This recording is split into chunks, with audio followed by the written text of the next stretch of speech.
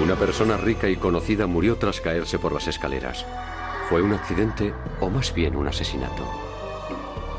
Las leyes de la física y un experto en reconstrucción de accidentes dieron con la respuesta.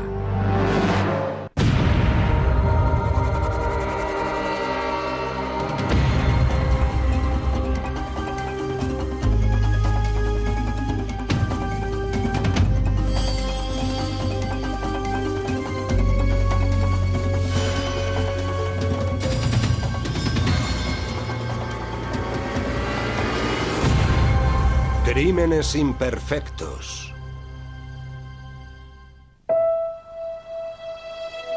La familia Lucas era muy conocida en Tyler, Texas. El patriarca de la familia, Baker Lucas, poseía un próspero negocio inmobiliario especializado en casas residenciales. Poseía una gran cantidad de propiedades. Era el titular de un boyante negocio inmobiliario. Era tan respetado en el municipio que le propusieron que se presentara para alcalde, cosa que aceptó. Ejerció su cargo de edil entre 1970 y 1978. La familia era dada a donaciones benéficas y participaba tanto en la vida social que Beth Lucas era conocida como la primera dama de Tyler. Era muy sociable, le gustaban las fiestas, pertenecía a un club botánico, a otro literario y a la Symphony League. Desde su fundación, ella sería una de las primeras personas, estoy segura, que se inscribiría en ella. Pero la suerte de la familia se truncó de forma dramática en 1985 cuando Baker Lucas murió en un accidente de tráfico. Para Betty Lucas fueron momentos muy duros porque para ella su marido lo era todo. Él era su enlace con todo lo que tenía lugar en Tyler. Ella estaba totalmente entregada a él, le quería un montón. Ahora tenía que llevar una vida sola y eso era un golpe muy duro, porque habían estado muy unidos en sus años de matrimonio. El hijo de Lucas, Steven, se hizo cargo del negocio familiar. Pero las cosas no volvieron a ser las mismas. Sintiéndolo por Steve, su padre era una persona tan carismática y respetada que le iba a ser muy difícil siquiera llegarle a la suela de los zapatos. Seguramente era algo a lo cual no estaba acostumbrado, por lo que intentó llevar el negocio familiar lo mejor que pudo, pero no tan bien como su padre. 3 años después, la familia recibió un segundo mazazo. Beth Lucas había caído por las escaleras de su casa y fue llevada con urgencia al hospital. Desgraciadamente, nunca pudo recobrar la conciencia. Estuvo en cuidados intensivos durante al menos un día. Decidieron desentubarla y murió, enterrándola al día siguiente. Todo sucedió muy rápido. Incluso sus personas más cercanas ni siquiera se enteraron de su funeral hasta el último momento. En aquel entonces, nadie pensó en la necesidad de una autopsia. Nadie se hubiera imaginado una muerte tan fatídica. Como amigas ya habíamos planeado lo que íbamos a hacer en la residencia de la tercera edad cuando fuéramos para allá juntas. Era increíble que ya no estuviera entre nosotros. 2 personas fueron testigos del accidente de Beth Lucas, su hijo Steve y su hija de 20 años, Stephanie. Steve declaró que su madre de salud delicada subió la escalera con un reproductor de vídeo. Dijo que él trató de ahorrarle ese peso, pero que ella se negó.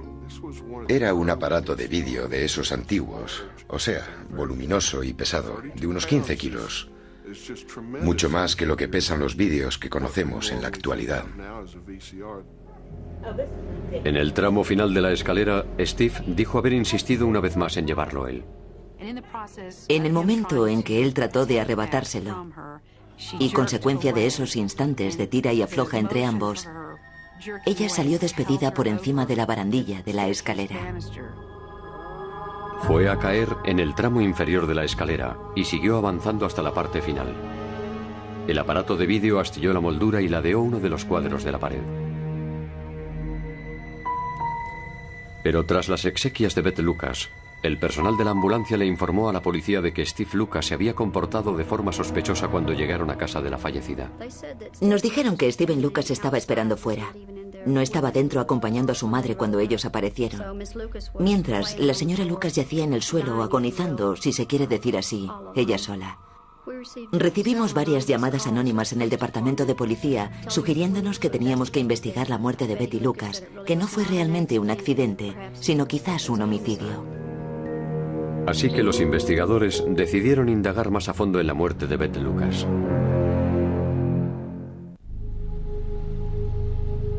Beth Lucas, la millonaria y persona de sociedad de Tyler, Texas, había muerto tras haberse caído por las escaleras. Su hijo Steve describió el infortunio como un accidente, pero nadie en el municipio le creyó. Me llamaron desde el departamento del sheriff pidiéndome investigar el caso de cerca porque una persona que era amiga de la familia Lucas opinaba que Steve había asesinado a su madre. Dado que no le habían practicado la autopsia, los investigadores solicitaron a la corte un permiso para exhumar el cadáver de Beth. El hecho de que la sacaran de su tumba fue también algo difícil de asumir, pero a su vez nos alegraba que lo hicieran, si eso servía para encontrar alguna pista de lo que había sucedido. Creo que la ciudad no tardó en dividirse en dos bandos. Por una parte, los que pensaban que Steve era un ricachón que se iba a librar de ir a la cárcel por asesinato. Y por otra, los que opinaban que era inconcebible enjuiciar a alguien de esa clase social. El médico forense encontró 6 laceraciones de forma curvada en el occipital del cráneo de Beth.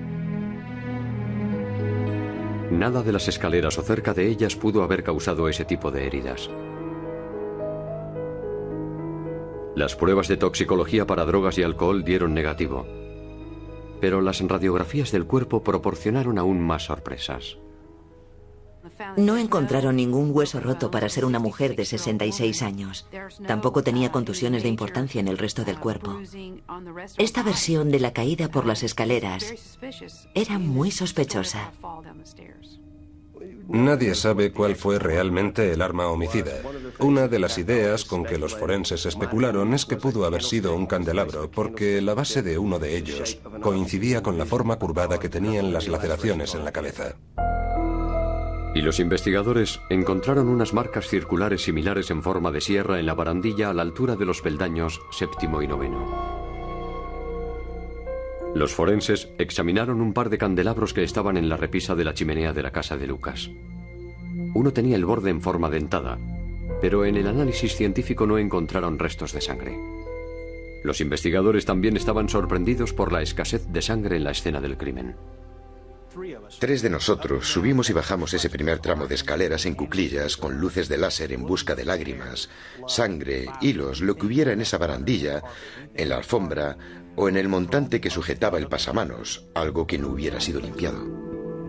Pero no encontraron nada y pronto supieron por qué. El personal de la ambulancia declaró que la nieta de Beth, Stephanie, junto a su vecina, estaban limpiando la sangre del vestíbulo cuando ellos llegaron.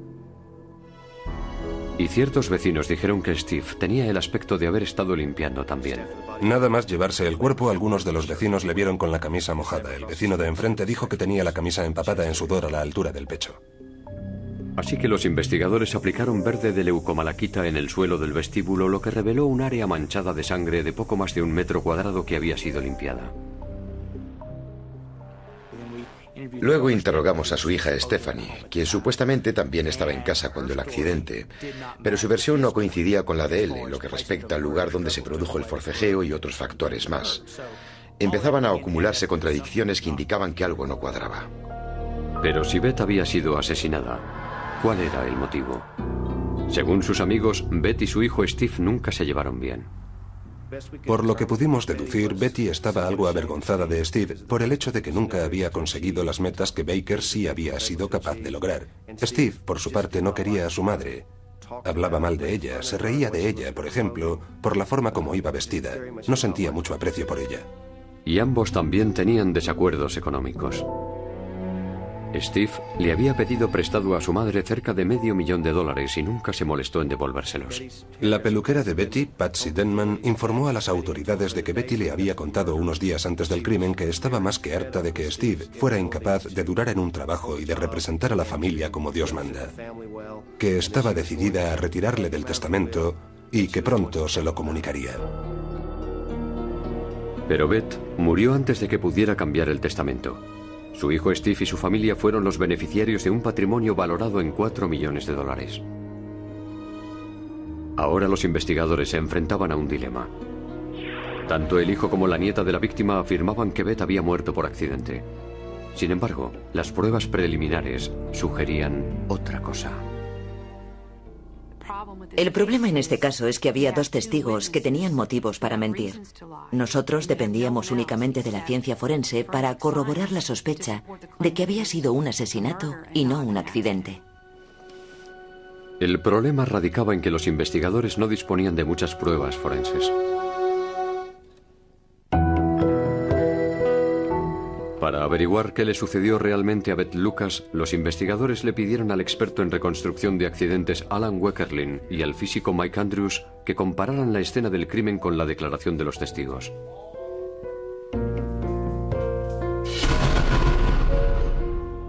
El hijo de la víctima, Steve, y la hija de este, Stephanie, coincidieron en el relato básico de los hechos. Que Beth subió las escaleras portando un reproductor de vídeo a la vez que Steve fue detrás de ella para evitar que llevara tanto peso. Ya arriba en la escalera, Beth se negó a ser ayudada, se apartó de él, perdió el equilibrio y cayó por la barandilla yendo a parar al tramo inferior de la escalera. Weckerlin encontró una fisura en la moldura cerca de la que Steve afirmó que había caído ella junto al aparato de vídeo. Pero un examen exhaustivo reveló una contradicción. Me hice con la moldura de madera y el aparato de vídeo. Me llevé ambos objetos a Dallas y los examiné con un microscopio binocular. Con una imagen aumentada pude distinguir claramente que el impacto se había producido de abajo hacia arriba. Ya conocíamos la orientación y la trayectoria del golpe. Si el aparato de vídeo hubiera caído desde arriba, como Steve declaró, hubiera golpeado la moldura en trayectoria descendente y no ascendente. Además, Weckerlin se quedó absorto por lo que encontró al final de los escalones, donde supuestamente se había originado el accidente. Steve y Stephanie dijeron que Beth cayó por encima de la barandilla de aproximadamente 1 metro de alto. Pero si Beth Lucas medía 1,65 de altura, eso significaba que el pasamanos estaba más alto que su cintura, es decir, a más altura que su centro de gravedad. El centro de gravedad en esta investigación era importante, porque no puedes empujar un cuerpo, una persona o un objeto cualquiera por encima de un obstáculo si este último tiene dicho centro de gravedad más alto. Además, cuando Beth se cayó por la barandilla, no fue a parar al suelo del vestíbulo a pesar de existir un hueco de 1 metro de ancho. En vez de eso, salvó esa distancia y aterrizó en la escalera. La altura no describía un ángulo suficiente como para no golpear contra el pasamanos de la escalera e incluso romperlo. Las leyes de la física dicen que cuando un objeto cae lo hace atraído hacia la Tierra. Por tanto, cada vez que cae un objeto, lo hará siguiendo este principio en una trayectoria vertical. En otras palabras, para que Beth hubiera salvado este vacío, tenía que haber salido despedida cargada con el aparato de vídeo y hacerlo de espaldas a una velocidad de 32 kilómetros por hora. Es decir, a 9 metros por segundo. Su cintura era más baja que la barandilla. Para eso tendría que haberse encaramado al pasamanos y saltar desde ahí, para que lo entendamos. El lugar donde cayó y la forma como lo hizo carecían de sentido. Además, los amigos de Beth no creyeron que ella tuviera la iniciativa de subir cargada con el reproductor de vídeo. Mucha gente dijo que jamás se le hubiera ocurrido subir con el aparato de vídeo. Ella nunca cargaba pesos. Nunca portaba un bolso que pesara mucho.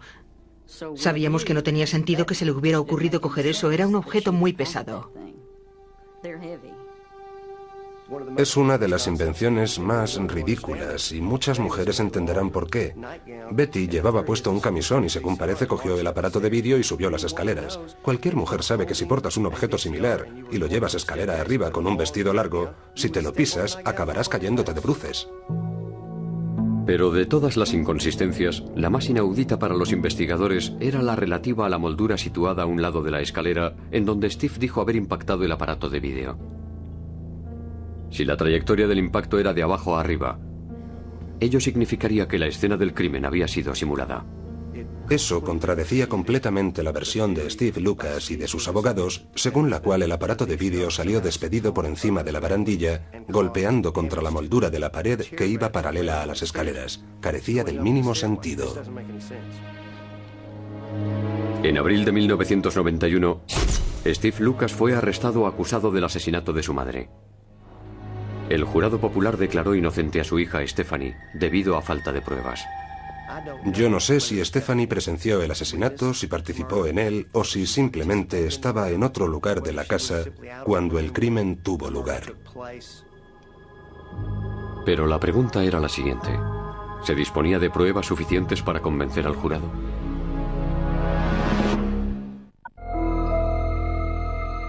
La acusación cree que la muerte de la conocida millonaria Beth Lucas no fue un accidente. Ellos sabían que su hijo Steve estaba pasando serios problemas económicos y que debía cerca de $500,000 a amigos y a entidades financieras. Había pedido prestado dinero a amigos de la familia y en ocasiones no lo restituía. Los bancos le amenazaron con tomar medidas. Estaba desesperado porque veía que las cosas se iban complicando.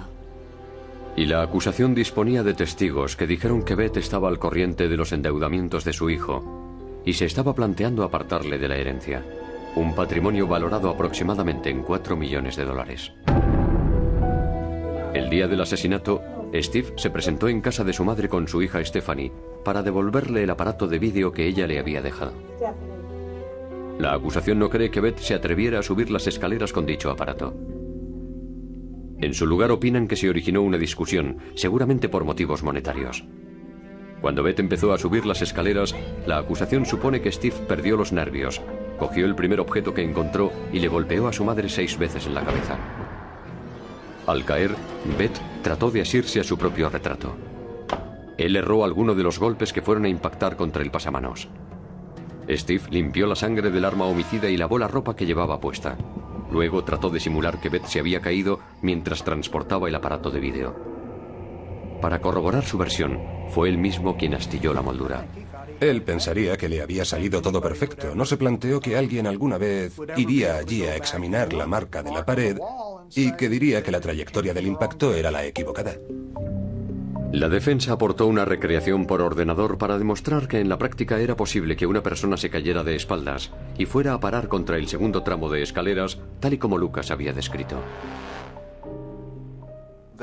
La otra gran cuestión en este caso era cómo fue posible que ella, cargada con un pesado reproductor de vídeo, cayera por un lado de la barandilla. Doy por supuesto que lo llevaría a poca altura sobre su cuerpo y que lo arrastraría consigo durante la caída. Estamos diciendo que el aparato de vídeo la impulsó por encima del pasamanos. Habría que lanzarlo con muchísima fuerza para empujar a una persona al otro lado del pasamanos. Los dos expertos de la acusación dijeron que Beth Lucas hubiera dañado el pasamanos al golpearse contra él de haber caído de esa manera. Pero la barandilla de la escalera no mostró desperfecto alguno. El que no se hubiera roto nada en el pasamanos me hizo pensar que la versión de la defensa no se sostenía en absoluto. No era verdad. Iba contra las leyes de la física. Sorprendentemente, tras semanas de deliberaciones, el jurado no llegó a un veredicto. El primer juicio acabó en punto muerto porque los 8 miembros del jurado votaron empate. Pero la acusación no se rindió. Steve Lucas fue juzgado de nuevo 3 años después. Esta vez la acusación puso mayor énfasis en las pruebas forenses y destacó la importancia de la moldura, que confirmaba su teoría de que la escena del crimen había sido preparada. Había que tener en cuenta lo del pasamanos para comprender la importancia del desperfecto de la moldura en la versión de Steve Lucas. Sacar a colación lo de la barandilla de la escalera en el segundo juicio era un factor clave para conseguir que el jurado viera la animación por ordenador en la que se representaba la trayectoria del aparato de vídeo acorde al relato de Steve Lucas. La acusación también trajo a expertos que corroboraron los hallazgos del médico forense.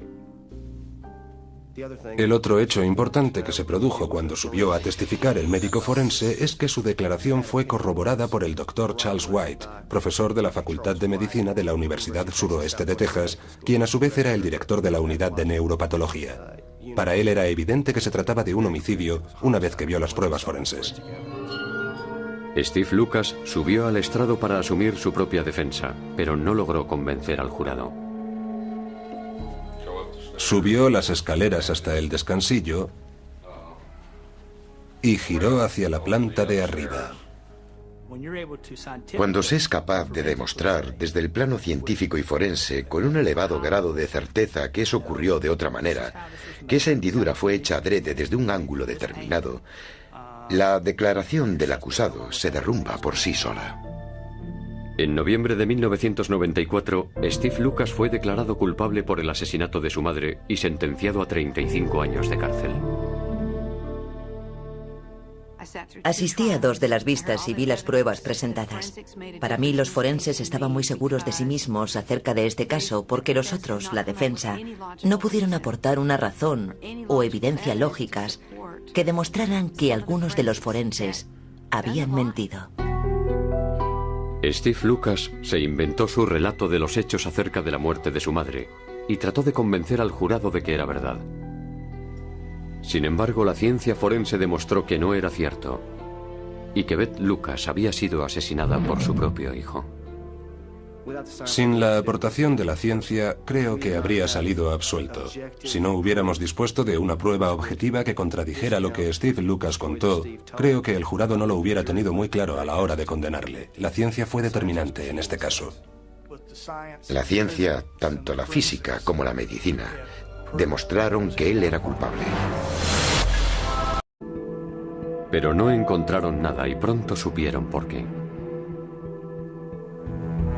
El personal de la ambulancia declaró que la nieta de Beth, Stephanie, junto a su vecina, estaban limpiando la sangre del vestíbulo cuando ellos llegaron. Y ciertos vecinos dijeron que Steve tenía el aspecto de haber estado limpiando también. Nada más llevarse el cuerpo, algunos de los vecinos le vieron con la camisa mojada. El vecino de enfrente dijo que tenía la camisa empapada en sudor a la altura del pecho. Así que los investigadores aplicaron verde de leucomalaquita en el suelo del vestíbulo, lo que reveló un área manchada de sangre de poco más de 1 metro cuadrado que había sido limpiada. Luego interrogamos a su hija Stephanie, quien supuestamente también estaba en casa cuando el accidente, pero su versión no coincidía con la de él en lo que respecta al lugar donde se produjo el forcejeo y otros factores más. Empezaban a acumularse contradicciones que indicaban que algo no cuadraba. Pero si Beth había sido asesinada, ¿cuál era el motivo? Según sus amigos, Beth y su hijo Steve nunca se llevaron bien. Por lo que pudimos deducir, Betty estaba algo avergonzada de Steve por el hecho de que nunca había conseguido las metas que Baker sí había sido capaz de lograr. Steve, por su parte, no quería a su madre. Hablaba mal de ella, se reía de ella, por ejemplo, por la forma como iba vestida. No sentía mucho aprecio por ella. Y ambos también tenían desacuerdos económicos. Steve le había pedido prestado a su madre cerca de $500,000 y nunca se molestó en devolvérselos. La peluquera de Betty, Patsy Denman, informó a las autoridades de que Betty le había contado unos días antes del crimen que estaba más que harta de que Steve fuera incapaz de durar en un trabajo y de representar a la familia como Dios manda. Que estaba decidida a retirarle del testamento y que pronto se lo comunicaría. Pero Beth murió antes de que pudiera cambiar el testamento. Su hijo Steve y su familia fueron los beneficiarios de un patrimonio valorado en $4 millones. Ahora los investigadores se enfrentaban a un dilema. Tanto el hijo como la nieta de la víctima afirmaban que Beth había muerto por accidente. Sin embargo, las pruebas preliminares sugerían otra cosa. El problema en este caso es que había 2 testigos que tenían motivos para mentir. Nosotros dependíamos únicamente de la ciencia forense para corroborar la sospecha de que había sido un asesinato y no un accidente. El problema radicaba en que los investigadores no disponían de muchas pruebas forenses. Para averiguar qué le sucedió realmente a Beth Lucas, los investigadores le pidieron al experto en reconstrucción de accidentes Alan Weckerlin y al físico Mike Andrews que compararan la escena del crimen con la declaración de los testigos.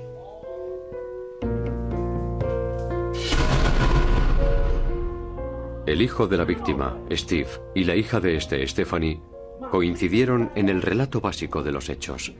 Que Beth subió las escaleras portando un reproductor de vídeo a la vez que Steve fue detrás de ella para evitar que llevara tanto peso. Ya arriba en la escalera, Beth se negó a ser ayudada, se apartó de él, perdió el equilibrio y cayó por la barandilla yendo a parar al tramo inferior de la escalera. Weckerlin encontró una fisura en la moldura cerca de la que Steve afirmó que había caído ella junto al aparato de vídeo. Pero un examen exhaustivo reveló una contradicción. Me hice con la moldura de madera y el aparato de vídeo. Me llevé ambos objetos a Dallas y los examiné con un microscopio binocular. Una persona rica y conocida murió tras caerse por las escaleras. ¿Fue un accidente o más bien un asesinato? Las leyes de la física y un experto en reconstrucción de accidentes dieron con la respuesta.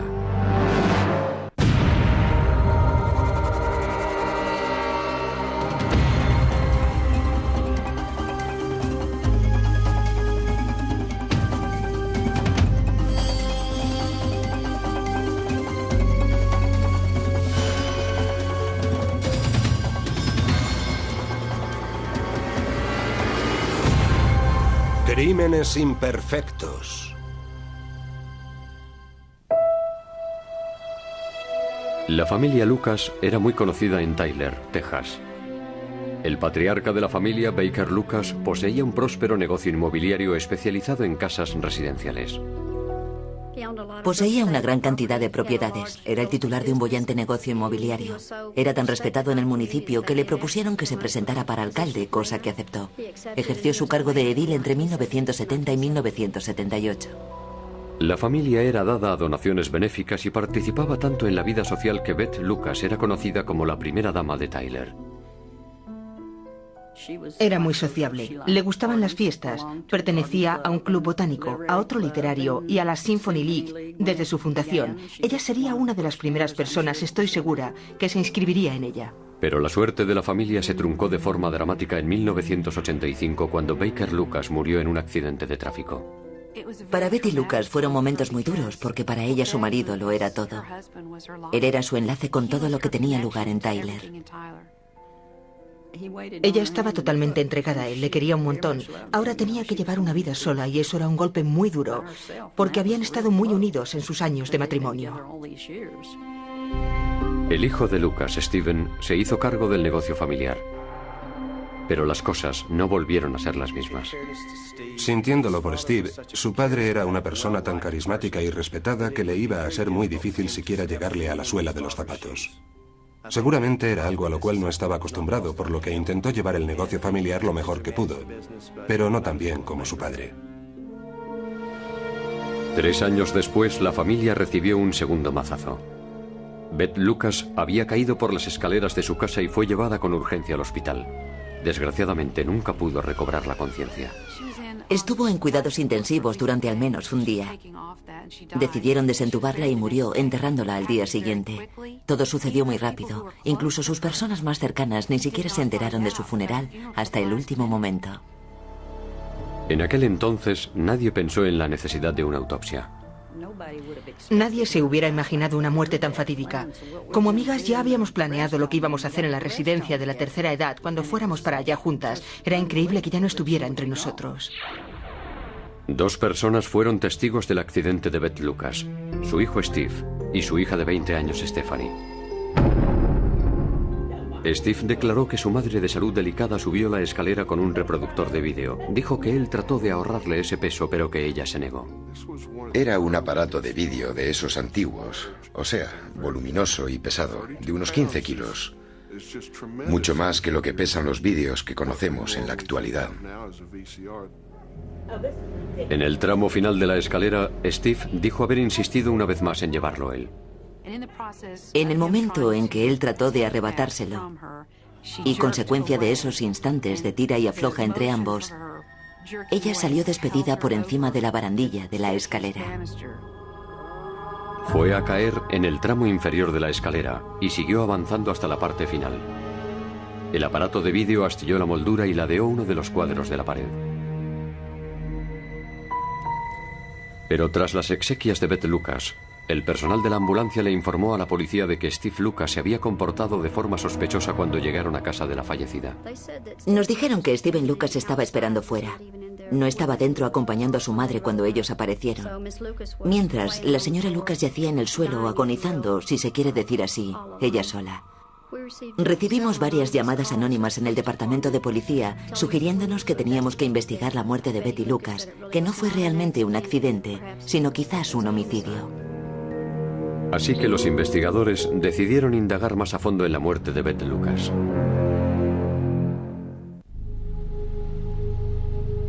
Beth Lucas, la millonaria y persona de sociedad de Tyler, Texas, había muerto tras haberse caído por las escaleras.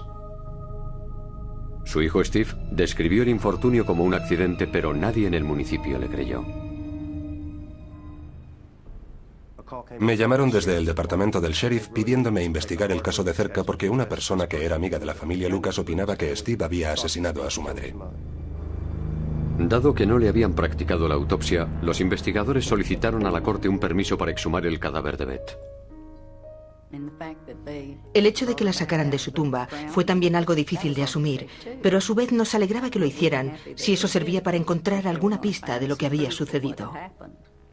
Creo que la ciudad no tardó en dividirse en dos bandos. Por una parte, los que pensaban que Steve era un ricachón que se iba a librar de ir a la cárcel por asesinato.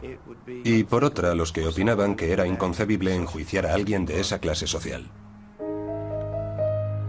El médico forense encontró 6 laceraciones de forma curvada en el occipital del cráneo de Beth. Nada de las escaleras o cerca de ellas pudo haber causado ese tipo de heridas. Las pruebas de toxicología para drogas y alcohol dieron negativo, pero las radiografías del cuerpo proporcionaron aún más sorpresas. No encontraron ningún hueso roto para ser una mujer de 66 años. Tampoco tenía contusiones de importancia en el resto del cuerpo. Esta versión de la caída por las escaleras era muy sospechosa. Nadie sabe cuál fue realmente el arma homicida. Una de las ideas con que los forenses especularon es que pudo haber sido un candelabro, porque la base de uno de ellos coincidía con la forma curvada que tenían las laceraciones en la cabeza. Y los investigadores encontraron unas marcas circulares similares en forma de sierra en la barandilla a la altura de los peldaños 7º y 9º. Los forenses examinaron un par de candelabros que estaban en la repisa de la chimenea de la casa de Lucas. Uno tenía el borde en forma dentada, pero en el análisis científico no encontraron restos de sangre. Los investigadores también estaban sorprendidos por la escasez de sangre en la escena del crimen. 3 de nosotros subimos y bajamos ese primer tramo de escaleras en cuclillas con luces de láser en busca de lágrimas, sangre, hilos, lo que hubiera en esa barandilla, en la alfombra o en el montante que sujetaba el pasamanos, algo que no hubiera sido limpiado. Con una imagen aumentada pude distinguir claramente que el impacto se había producido de abajo hacia arriba. Ya conocíamos la orientación y la trayectoria del golpe. Si el aparato de vídeo hubiera caído desde arriba, como Steve declaró, hubiera golpeado la moldura en trayectoria descendente y no ascendente. Además, Weckerlin se quedó absorto por lo que encontró al final de los escalones, donde supuestamente se había originado el accidente. Steve y Stephanie dijeron que Beth cayó por encima de la barandilla de aproximadamente 1 metro de alto. Pero si Beth Lucas medía 1,65 de altura, eso significaba que el pasamanos estaba más alto que su cintura, es decir, a más altura que su centro de gravedad. El centro de gravedad en esta investigación era importante,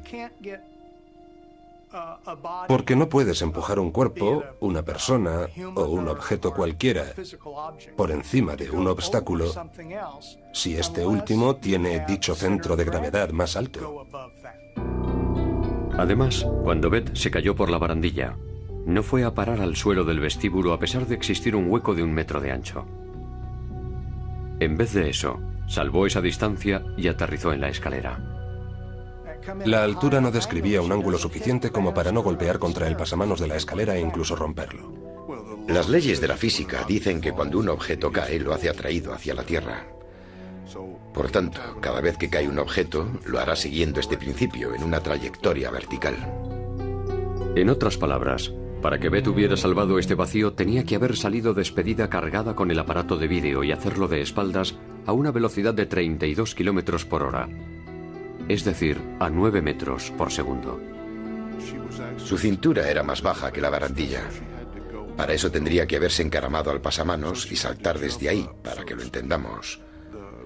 El lugar donde cayó y la forma como lo hizo carecían de sentido. Además, los amigos de Beth no creyeron que ella tuviera la iniciativa de subir cargada con el reproductor de vídeo. Mucha gente dijo que jamás se le hubiera ocurrido subir con el aparato de vídeo. Ella nunca cargaba pesos. Nunca portaba un bolso que pesara mucho. Sabíamos que no tenía sentido que se le hubiera ocurrido coger eso. Era un objeto muy pesado. Es una de las invenciones más ridículas y muchas mujeres entenderán por qué. Betty llevaba puesto un camisón y según parece cogió el aparato de vídeo y subió las escaleras. Cualquier mujer sabe que si portas un objeto similar y lo llevas escalera arriba con un vestido largo, si te lo pisas acabarás cayéndote de bruces. Pero de todas las inconsistencias, la más inaudita para los investigadores era la relativa a la moldura situada a un lado de la escalera en donde Steve dijo haber impactado el aparato de vídeo. Si la trayectoria del impacto era de abajo a arriba, ello significaría que la escena del crimen había sido simulada. Eso contradecía completamente la versión de Steve Lucas y de sus abogados, según la cual el aparato de vídeo salió despedido por encima de la barandilla, golpeando contra la moldura de la pared que iba paralela a las escaleras. Carecía del mínimo sentido. En abril de 1991, Steve Lucas fue arrestado acusado del asesinato de su madre. El jurado popular declaró inocente a su hija Stephanie debido a falta de pruebas.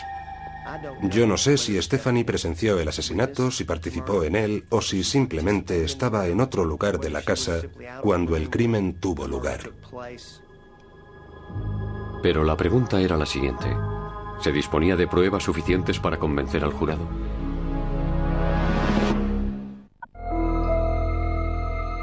La acusación cree que la muerte de la conocida millonaria Beth Lucas no fue un accidente. Ellos sabían que su hijo Steve estaba pasando serios problemas económicos y que debía cerca de $500,000 a amigos y a entidades financieras. Había pedido prestado dinero a amigos de la familia y en ocasiones no lo restituía. Los bancos le amenazaron con tomar medidas.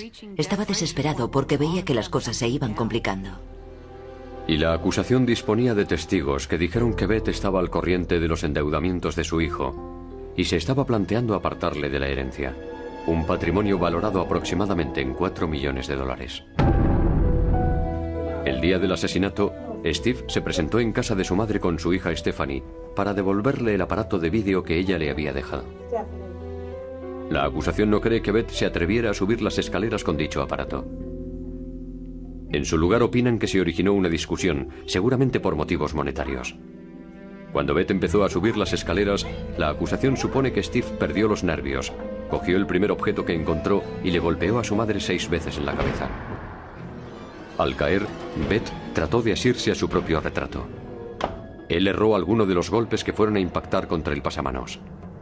Steve limpió la sangre del arma homicida y lavó la ropa que llevaba puesta.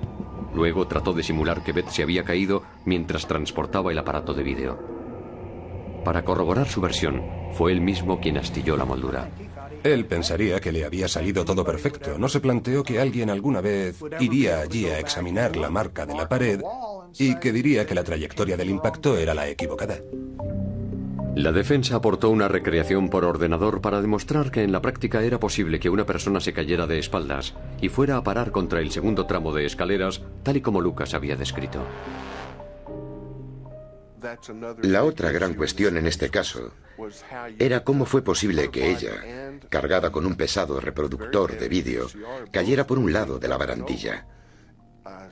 Doy por supuesto que lo llevaría a poca altura sobre su cuerpo y que lo arrastraría consigo durante la caída. Estamos diciendo que el aparato de vídeo la impulsó por encima del pasamanos. Habría que lanzarlo con muchísima fuerza para empujar a una persona al otro lado del pasamanos. Los dos expertos de la acusación dijeron que Beth Lucas hubiera dañado el pasamanos al golpearse contra él de haber caído de esa manera. Pero la barandilla de la escalera no mostró desperfecto alguno. El que no se hubiera roto nada en el pasamanos me hizo pensar que la versión de la defensa no se sostenía en absoluto. No era verdad. Iba contra las leyes de la física. Sorprendentemente, tras semanas de deliberaciones, el jurado no llegó a un veredicto. El primer juicio acabó en punto muerto porque los 8 miembros del jurado votaron empate. Pero la acusación no se rindió. Steve Lucas fue juzgado de nuevo 3 años después. Esta vez la acusación puso mayor énfasis en las pruebas forenses y destacó la importancia de la moldura, que confirmaba su teoría de que la escena del crimen había sido preparada. Había que tener en cuenta lo del pasamanos para comprender la importancia del desperfecto de la moldura en la versión de Steve Lucas. Sacar a colación lo de la barandilla